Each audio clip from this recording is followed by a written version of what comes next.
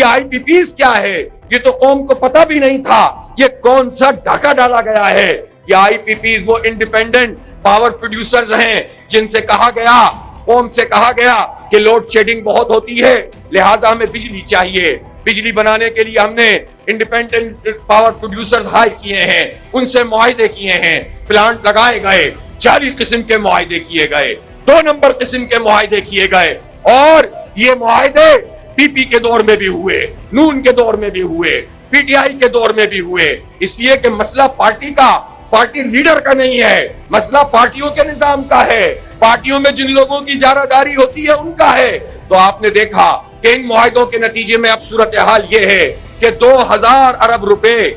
1 ارب میں 100 کروڑ ہوتے ہیں، 2000 ارب روپے چند لوگوں کے پیٹ میں جاتے ہیں، اس بجلی کے جو وہ بناتے ہی نہیں ہیں، کیپیسٹی چارجز کے نام پر ہمارے بجلی کے بلوں میں لگ کر آتا ہے، پیٹرول کی لیوی پر وہ پیسے وصول کرتے ہیں، ہم سے صابن پہ بھی ٹیکس لیتے ہیں، ہم سے گیس پہ بھی ٹیکس لیتے ہیں، یہ یاشیا کرتے ہیں یا اپنی تشہیر کرتے ہیں یا پھر IPPs mafia, gas mafia کے پیٹ میں ڈالتے ہیں اور پاکستان کے حالات نہیں بدلتے ہیں۔